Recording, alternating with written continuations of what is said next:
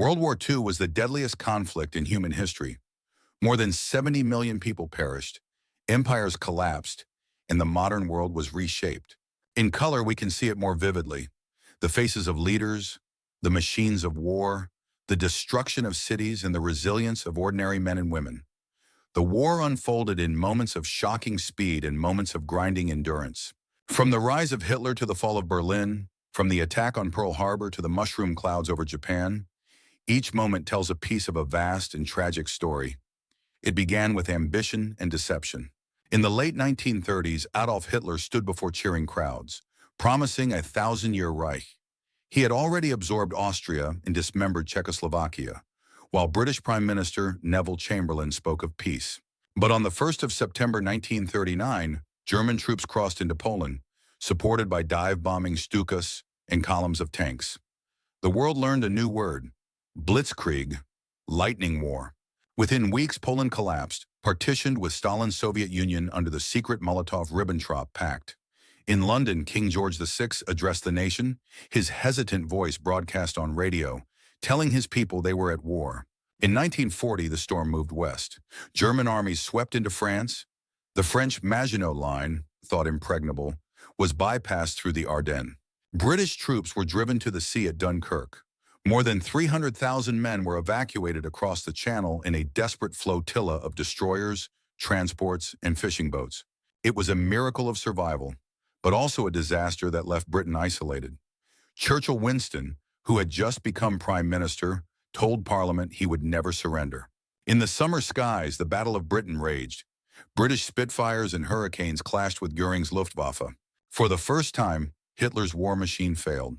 The 88mm guns and the Messerschmitts could not defeat an island defended by radar, brave pilots, and sheer resolve. Yet the greatest gamble lay east. In June 1941, Hitler launched Operation Barbarossa, the invasion of the Soviet Union. 3 million soldiers surged forward.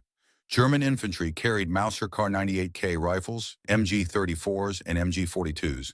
Panzers cut through defenses. Luftwaffe bombers destroyed thousands of Soviet planes on the ground. At first, it seemed unstoppable. Cities like Kiev and Smolensk fell. Millions of prisoners marched into captivity. Stalin himself was stunned, retreating into silence before finally calling his people to a great patriotic war. Yet the Soviet Union was vast, its people hardened by hardship. As winter came, German soldiers found themselves freezing in inadequate uniforms. At the gates of Moscow, they were halted, and for the first time, Hitler's armies were pushed back. Far to the south in 1942, Hitler sought a symbolic prize: the city of Stalingrad. The battle became one of the most brutal in history.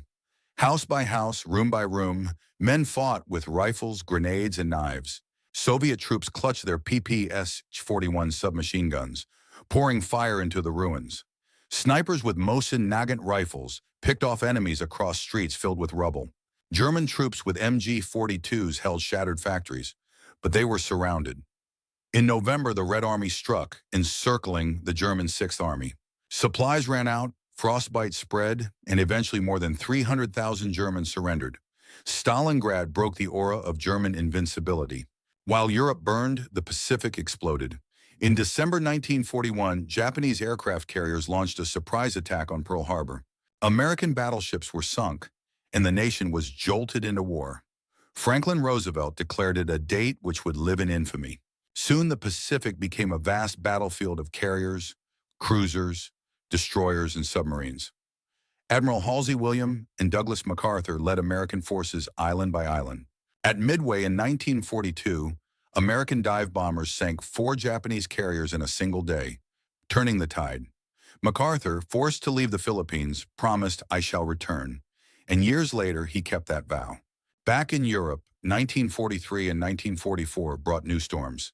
In Tunisia, Rommel's Afrika Korps, supported by the deadly 88mm guns, fought Montgomery Bernard and Omar Bradley in the desert. Supply shortages, airstrikes, and overwhelming Allied numbers forced Rommel to withdraw. In the Atlantic, the German battleship Bismarck sailed with pride, but was hunted down by British ships and aircraft. Its destruction in 1941 had already shown the vulnerability of even the mightiest warship. In the air, thousands of Allied bombers roared over Germany, while German civilians huddled in shelters.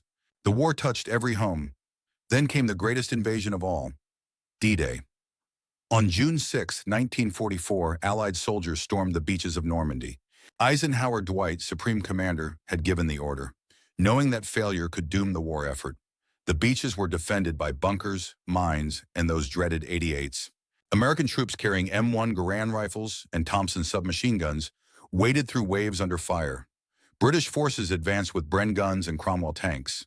The cost was terrible, but by nightfall a foothold was secure. From that moment, the liberation of Western Europe was inevitable. The Soviets, meanwhile, launched Operation Bagration, a massive offensive that shattered German Army Group Center.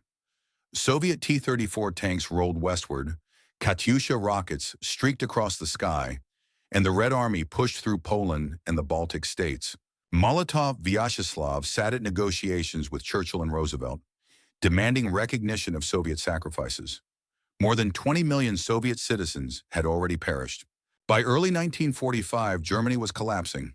Allied bombers devastated cities. In the Ardennes, Hitler launched a desperate counterattack, the Battle of the Bulge, but was beaten back. Soviet troops closed in on Berlin from the east, while British and American armies advanced from the west. In April, as shells from Soviet artillery pounded the city, Hitler cowered in his bunker. Joseph Goebbels still promised miracles, but none came. Himmler-Heinrich tried to negotiate in secret. Göring-Hermann attempted to take power, and Wilhelm Keitel signed feudal orders. On April 30th, Hitler killed himself. A week later, Germany surrendered unconditionally. The war, however, was not yet over. In the Pacific, the fighting grew even more savage. At Iwo Jima and Okinawa, American Marines fought Japanese defenders who preferred death to surrender. Flamethrowers cleared bunkers, while kamikaze aircraft struck Allied ships. Truman, who had succeeded Roosevelt, faced the choice of how to end the war. In August 1945, the world saw the most terrible new weapon, the atomic bomb. Hiroshima and Nagasaki were destroyed in blinding fireballs. Within days, Japan surrendered. The Second World War was finally over. Behind the familiar milestones lie lesser-known details. During Dunkirk's evacuation, German tanks halted outside the pocket, giving Britain time to escape. Some say it was Hitler's biggest mistake. In Stalingrad, Soviet factories kept producing tanks even as shells fell on their roofs. At El Alamein in North Africa, soldiers reported that the desert floor shook for hours under the thunder of Allied artillery. In Berlin in 1945, Soviet soldiers raised not one but several flags over the Reichstag. The most famous photo was carefully staged days later. And across the front lines, from the American GIs with their Browning M19s to the German infantry with MG42s, soldiers often wrote in diaries about the food they missed most: chocolate, bread, and coffee, small reminders of the humanity beneath the uniforms. World War II was not won by any single battle or weapon. It was a war of endurance, of industry, of alliances held together by uneasy trust. Churchill and Roosevelt stood beside Stalin despite deep suspicion. Chiang Kai-shek fought both Japan and Mao's communists in China, often overlooked in Western accounts. Mannerheim in Finland balanced between Germany and survival. George Marshall in Washington quietly organized the greatest logistical effort in history. Millions of ordinary people worked in factories, tilled fields, and endured bombings, each a silent soldier in the global struggle. When we see the war in color today, we are reminded that it was not abstract. It was lived in full shades: dusty yellow deserts, icy white steppes, the gray steel of battleships, the red glow of burning cities. Faces of young soldiers stare back at us, not in black and white, but in the same flesh and blood as ours. The key moments of the Second World War are more than dates and places. They are stories of fear, courage, cruelty, and sacrifice. From Poland to Pearl Harbor, from Stalingrad to Normandy, from the deserts of North Africa to the jungles of the Pacific, World War II reshaped the world. It ended with atomic fire and the dawn of a new age. And though 8 decades have passed, its lessons remain. The color may fade, but the memory of those key moments will never disappear.